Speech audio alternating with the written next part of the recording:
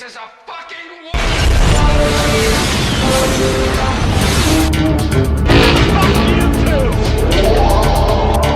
There are those who say it causes madness. Horrendously awful things are happening. I am Dracula. Oh, what? The boat can leave now. Tell the crew. Pale, emotionless face. The blackest eyes. The devil's eyes. Polar Express elevator to hell. Going down. Namaste, motherfuckers! It's a good day to be on YouTube. You might remember a couple of weeks ago, I really wanted to do a Giallo movie, but instead of picking an actual Giallo movie, I went and fucking got some neon 2016 pish. It was nothing like it. It was at most a very subtle nod to Dario Argento, slightly. So what do we do today?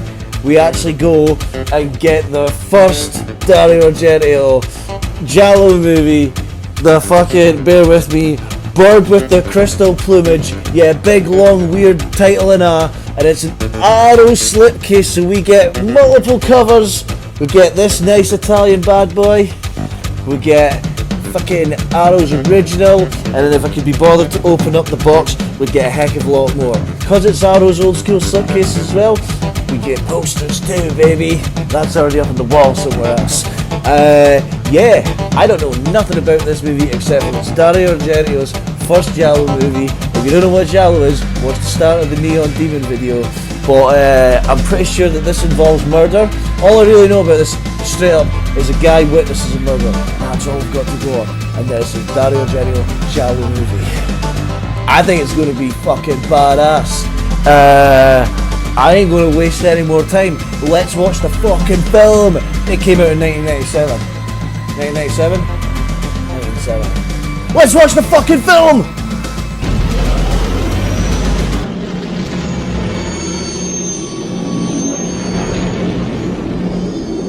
Wow. What a good movie that was. I can't tell you the last time that a movie finished and I had a smile on my face. What's weird is I don't know where the smile, like why I'm smiling. Like I don't know what is about the movie that has made me smile as it ended, but I got a smile. I got a smile. The Bird with the Crystal Plumage is 100% Giallo Excelente. The plot, what can I say about the plot? There's not too much that needs to be said.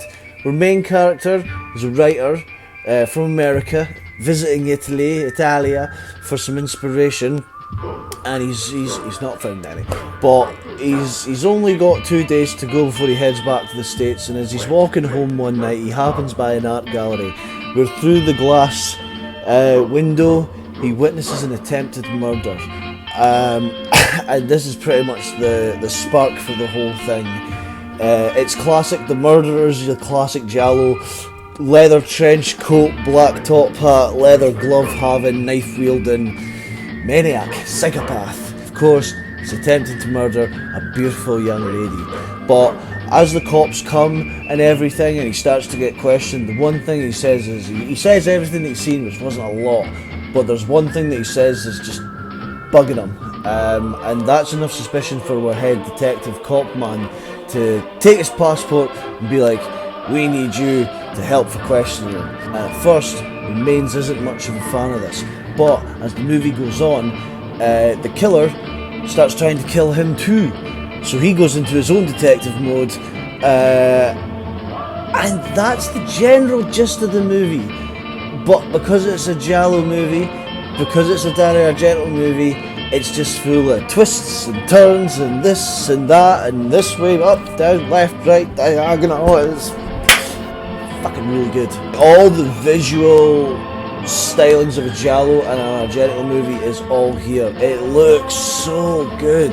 He's such a good director as far as visual, I don't even know if spectacle's the word, but yeah, it's amazing to watch. He creates such mood and feeling just through his imagery, and sound as well, but mostly that imagery. Characters, every character that like appears is interesting, unique. The most notable character's got to be Romain's girlfriend, Julie or Judy. She's blonde and she's from England, and oh, still my begotten heart. I'm in love. Like, this is like just the woman that you want in your life that you didn't know existed. You wouldn't even be able to call your dream woman because there's no way you have enough imagination to dream up this. But she, amongst pretty much every character, is an enjoyable character. I had so much feels for this girl that when the killer phoned up and threatened to kill her, my heart sank. I was worried. I don't care about characters in movies, fucking let alone murder, mystery, all that. I'm like, yeah, whatever. But like when he threatened her, I was like, I cared more than the mains. I was like, you go fucking near her. Be honest though, I'll be honest. There was a couple of disappointments.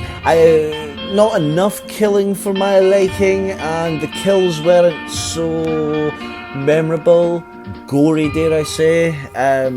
There was one kill that, although not particularly gory, was quite disturbing actually. I found myself a little uncomfortable watching it. I'll just say now, in case you're thinking it, there was no rape involved, which you know we don't like on this channel.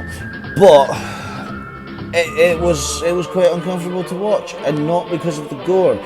I'm not going to go into any more detail than that, but that's what it was like. But overall, I'm a slasher fan at heart, and although we're talking giallo, I want to see people getting fucked up, and there wasn't enough of that for my liking. But as far as like all the imagery of like seeing the gloves and the murder weapons in that sort of dark background, shiny lit sort of way, like that's all there. And there's so much like interesting shots and scenes, and there's a couple of like bat out of hell, like what the fuck, where did that come from scenes, but that's to be expected when in Rome, as they say.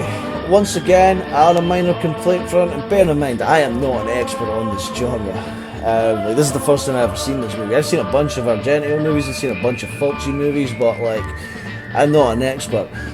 But what I would say, based on the ones I've seen and this one, I didn't like that there wasn't so much suspects as a viewer. You know, like I've watched giallo movies before, Argento movies before, where I'm like, oh, it's that person, or oh, it's this person, or shit, could it be that person? Shit, I think it's everybody. But like this one, there just wasn't enough characters like that to make me go like, oh, I think it's. I mean, there was, but not enough. These are what we call nitpicks on what was overall a fantastic movie. The soundtrack was done by Ennio Morricone. I've never been able to say his name. The guy that done The Good, the Bad, and the Ugly theme. Which makes sense. He's an Italian man. It's an Italian movie. Why wouldn't he? At first I was a bit like, okay, this is that odd sort of thing. But as it kept on playing in a kind of fucked up way, I was like, I like this. This is different. Very different. I mean, don't get me wrong, it's still got all that giallo kind of synthy, bass funky sort of like sounds you would expect to hear, but its overall theme is different. But upon the amount of times and when it's used within the movie, it's good, yes, it's very good. And above all else, as to be expected with these movies, the ending delivered. Was it the best ending? Once again, no, but it was a good ending.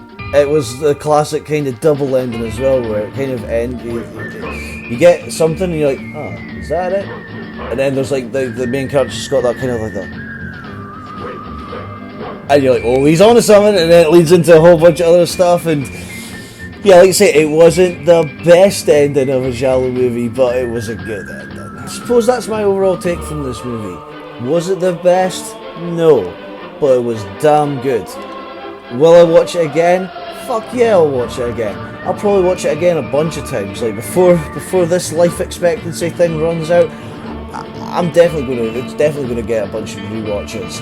But I gotta be real, and this could change over time. it was missing for me. It was missing the kills. It was missing that real whodunit sort of aspect around it. But I mean, overall, the style's there, the cinematography, the music, the characters. Like it was awesome. If you've not seen a giallo movie before, I wouldn't recommend it as your first. But at the same time, if it was your first, I don't think it's the worst place to start. It's not the best place to start. But overall, The Bird with the Crystal Plumage, love that name, by the way. It's getting thumbs up from this guy. Peace.